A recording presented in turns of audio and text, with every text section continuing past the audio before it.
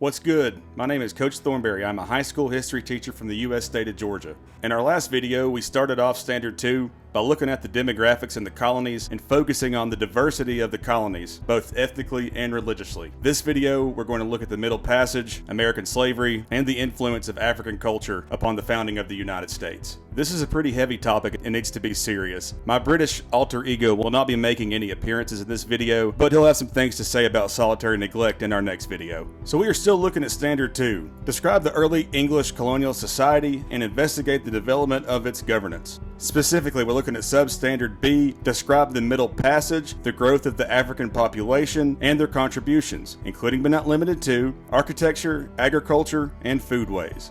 Labor needs were first filled through the use of indentured servants, and then later by permanently enslaved Africans. Indentured servants were typically lower-class English men who could not afford to pay for their voyage to America, but saw life in the colonies as an opportunity for economic advancement they would never have in England. Indentured servants worked for a landowner for a set amount of time in exchange for their passage to North America. The landowner obtained labor, and the indentured servant obtained the future opportunity to own land after working off their debt over a period of approximately 4 to 7 years. The experience of an indentured servant could vary greatly. Some of the people indentured servants worked for could be very generous and welcoming to the indentured servant, while others could be cruel and exploitative. But over time, the use of permanently intergenerational enslaved Africans became the preferred source of labor for cash crops. England developed colonies in North America to fuel the mercantilist need for raw materials. The resulting transatlantic trade system was regulated through the Navigation Acts and led to the slave trade or the Middle Passage. Enslaved Africans were brought to North America on the Middle Passage in dangerous slave ships.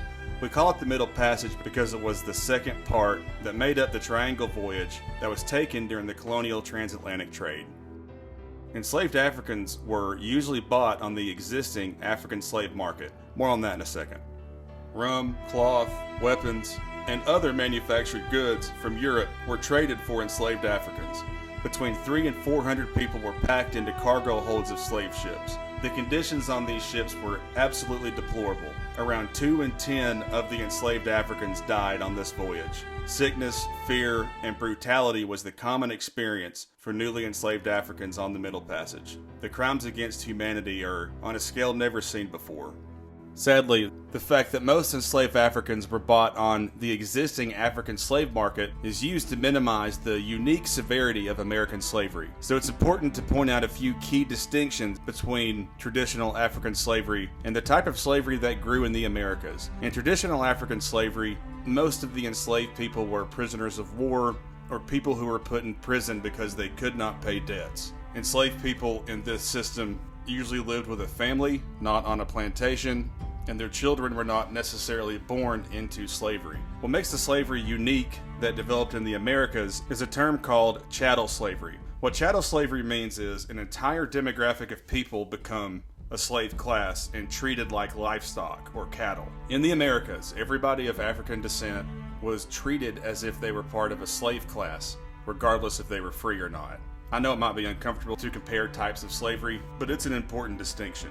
Enslaved Africans were first introduced as a labor source in Jamestown in 1619. If we take a look at our timeline, the colony of Virginia only existed for 10 years before the first enslaved Africans were brought to the colony.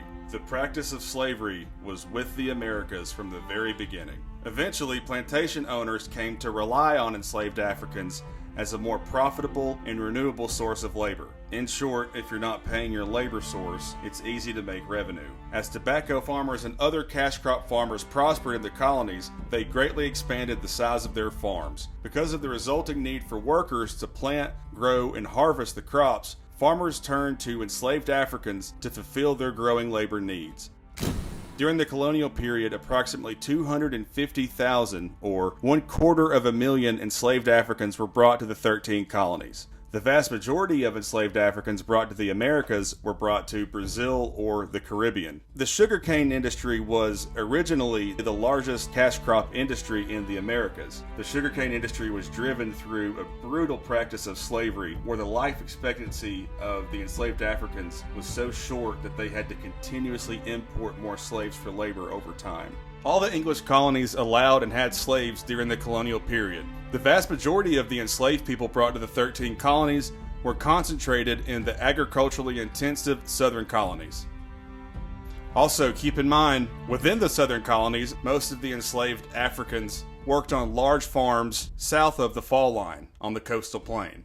There is no single African American culture. People brought from Africa as slaves represented many cultures. Plantation owners attempted to remove the cultural identity of enslaved people. Physical isolation of enslaved people from their owners led to the creation of a new blended culture rather than the replacement of a culture. This is the origin of the African American or Black American culture in the United States.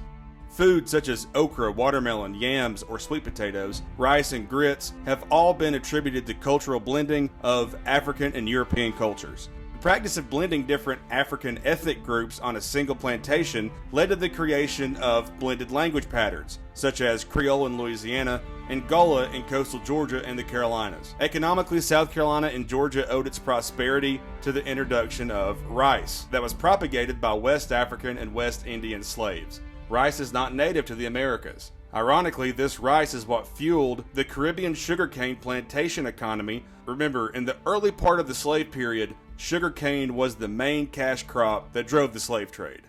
Architecture is another topic for which African influences can be seen in American development. Slave labor often built the homes and buildings of the planter class. Traces of African building techniques can be seen in colonial America, such as the shotgun house. These were long, narrow houses that were only one room wide and would be 2 or 3 rooms deep. These houses were very simple and efficient to build. Another building technique that comes from Africa is the wattle, daub, and tabby material used in early Georgia coastal construction, which comes from the West African Ashanti people. The cultural influences that were just listed just scratch the surface. It's the stuff outlined in the standards.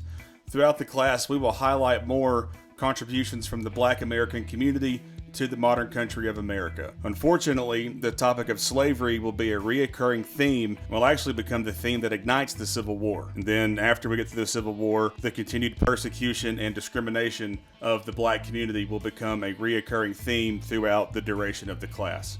Some of these topics can be uncomfortable to talk about, but they are very necessary. If we're going to talk about history, we have to talk about it accurately and as it happened. Next time we'll look at solitary neglect and the Great Awakening. Until next time, keep it real and take it easy.